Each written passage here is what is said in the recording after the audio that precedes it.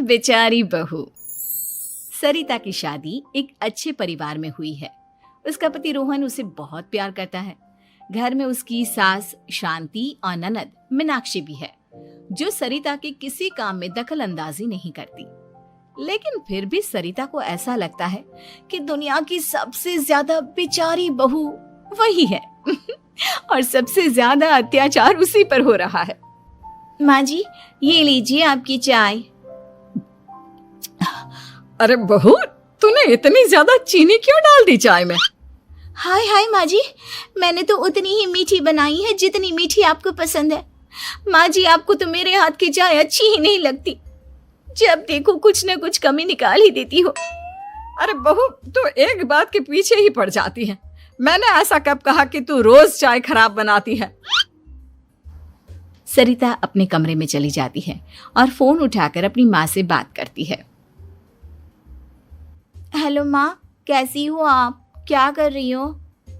मैं तो ठीक हूँ, पर तू बता, तेरा मूड कैसा है?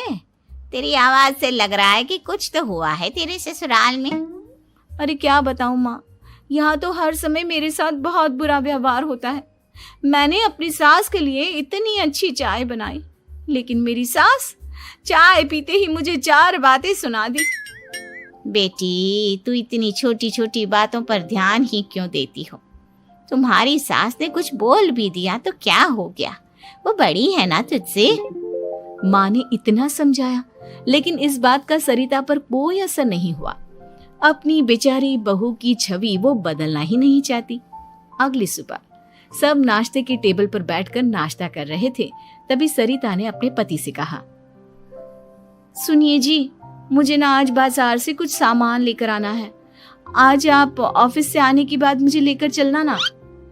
भाभी, मुझे भी कुछ किताबें खरीदनी है। आप दोनों जा ही रहे हो तो मेरी किताबें भी ले आना। लो, अभी तो बात ही की है बाजार जाने की, तो एक फरमाइश आ गई। माँ जी, आप भी बता दो कुछ, और हाँ, मोहल्ले वालों से भी बोल दो अगर वो कुछ मंगवाना चाहते हो तो। बेचारी मीनाक्षी अपना सा मुंह लेकर रह गई। ये सब देखकर रोहन से चुप नहीं रह गया और वो गुस्से में बोला, सरिता, क्या हो गया है तुम्हें? मीनाक्षी ने तो सिर्फ किताबों के लिए बोला है। तुम्हें मीनाक्षी से इस तरह से बात नहीं करनी चाहिए। माफी मांगो उससे अभी। क्या? मैं माफी मांगू? दिन भर आपके घर के काम करूं मैं, आपकी और आपके घर वालों की बातें सुनूं मैं, और अब माफी भी मैं मांगू? ऐसा कभी नहीं हो सकता।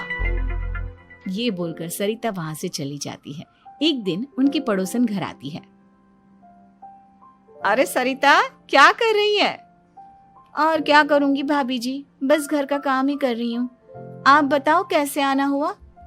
अरे मैं तो तुम्हारा हालचाल पूछने आई थी, लेकिन तुम तो बिजी लग रही हो। कोई बात नहीं, मैं बाद में आ जाऊंगी। और क्या करूं भाभी जी, जब से शादी होकर आई हूँ ना, बस काम ही कर रही हूँ। और इस घर में ना कोई मेरी कदर नहीं करता। पति है जो बस घर से ऑफिस, ऑफिस से घर। ननद को तो कॉलेज से फुर्सत नहीं। बची सास तो उनका सारा समय मेरी गलतियां निकालने में लग जाता है। अरे ये क्या कह रही हो सरिता? तुम्हारी सास तो पूरे मोहल्ले में तुम्हारी तारीफ करती फिरती है कि तुम बहुत अच्छी हो, पूरा घर तुम्ही ने संभाल रखा है। हाँ तो क्या हुआ, इसमें गलत क्या कहती है? सच्ची तो कहती है। मेरी मर्जी के बिना इस घर का पत्ता भी नहीं हिलता। शाम को जब रोहन घर आया तो उसने सबसे कहा, कल हम सबको मौसी जी के घर जाना है। उनकी बेटी की शादी है। सब अपनी अपनी पैकिंग कर लो, सुबह होते ही निकल जाएंगे। और सरिता, तुम कान खोलकर सुन लो, वहां जाकर किसी की बुराई भलाई शुरू मत कर देना, नहीं तो मुझसे बुरा कोई नहीं होगा। हाय हाय जी, आप तो ऐसे कह रहे हो जैसे मैं सुबह शाम सबकी बुराई करती फिरती हूँ। आज तक कोई कह नहीं सकता कि मैंने किसी की पीठ पीछे किसी के बारे में कोई बुरी बात बोली हो तो। अरे बस बहू, बात को और ज्यादा आगे मत बढ़ा। हमें सब पता है तू हमारे साथ क्या व्यवहार करती है। ये बात घर तक रखना, शादी में किसी को कुछ मत बोलना, नहीं तो सब कहेंगे कि शांति की बहू कितना बोलती है। हाँ हाँ, सब कुछ तो मैं ही बोलती हूँ ना। आप लोग तो हर समय फूलों की बारिश करते रहते हो मेरे ऊपर। सारी गलती मेरी है जो मैं इस घर में आई। सबका कितना ध्यान रखती हूँ, लेकिन फिर भी मेरी तो आप लोगों की नजर में कोई कदर ही नहीं है। अगली सुबह सब लोग मौसी जी के घर पर चले जाते हैं। वहां पर शादी का माहौल होता है, सब जगह चहल पहल होती है, बहुत सारे मेहमान आए हैं। सरिता को वहां बहुत अच्छा लग रहा है। वो अपने मन में सोचती है, यहाँ कितना अच्छा लग रहा है, कितनी रौनक है। मैं यहाँ किसी से ज्यादा बात नहीं करूंगी। अगर मेरे मुंह से कुछ ऐसा वैसा निकल गया तो रोहन जी तो मुझसे गुस्सा हो जाएंगी।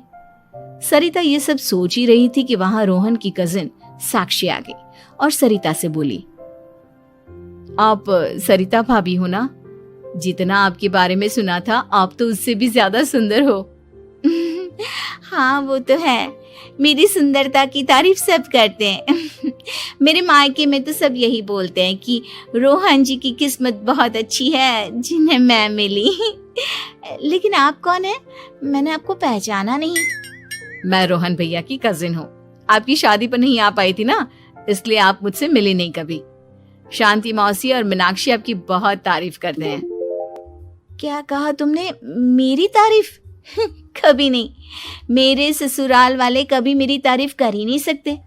मैं इतनी अच्छी हूँ, मेहनती हूँ, लेकिन उन्हें तो मेरी कदर ही नहीं। सारा दिन घर का काम करती हूँ, फिर भी मेरी सास ना मुझे सुनाती रहती है और पति भी मेरी सास की साइड लेते हैं। ना कभी बाहर ले जाते हैं ना कहीं घुमाने। अगर घुमाने के लिए कभी बोल भी देना तो उनकी बहन बीच में आ जाती है।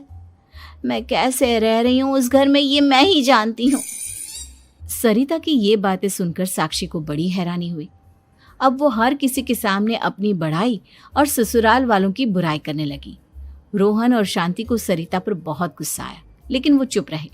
अगले दिन जब वो अपने घर पर आए, सरिता, तुमने क्यों सबके सामने मेरी इज्जत का तमाशा बनाया? तुमसे बोला था ना कि चुप रहना। अजी ऐसा भी क्या कह दिया मैंने जो इतना भड़क रहे हो? तुम जहां जाती हो अपना रोना शुरू कर देती हो, कभी किसी दूसरे की बात ही नहीं सुनती, बस अपनी कहती रहती हो। तुमने सबके सामने हमारा तमाशा बनाकर रख दिया है। हे भगवान, मुझे अपने पास बुला ले। जिस घर में मेरी कदर ही नहीं उस घर में मेरा क्या काम?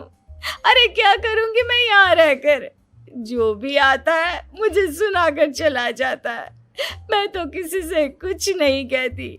सीधी सादी बहू मिल गई है ना सबको, तो जो जी में आए वो करो। सरिता ने अपने आगे किसी को कुछ बोलने ही नहीं दिया और उस दिन भी उसने सबके सामने खुद को बेचारी बना ही दिया। अगले दिन मीनाक्षी कॉलेज के लिए लेट हो रही थी, इसलिए वो हर काम जल्दी जल्दी कर रही थी। अपना नाश्ता लेने किचन में गई और पतीले में रखे गरम दूध को गिलास में डालने लगी। दूध का पतीला उसके हाथ से छूट गया और गरम गरम दूध उसके हाथ पर गिर गया। ओए माँ, हाय मेरा हाथ, माँ मेरा हाथ जल गया। मीनाक्षी की आवाज सुनकर सरिता दौड़ती हुई आई।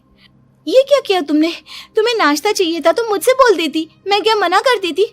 अब पता नहीं कितने दिन की मुसीबत पाल ली तुमने। सरिता मीनाक्षी को उसके कमरे में ले गई और उसका बहुत ख्याल रखा। उसका इस तरह से ख्याल रखना शांति और रोहन को थोड़ा अजीब लगा। माँ, सरिता के दिमाग का भी कुछ पता नहीं। कल शादी में सबको इतना कुछ बोल कर आई है हमारे बारे में, और अब मीनाक्षी की कितनी अच्छी देखभाल कर रही है। ये ऐसा क्यों करती है?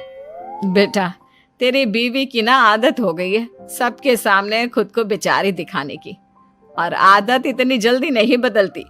जब ये बोलना शुरू करती है तो रुकने का नाम ही नहीं लेती, इसलिए इसे पता ही नहीं चलता कि ये किसके सामने क्या बोली जा रही है। लेकिन दिल की बहुत अच्छी है।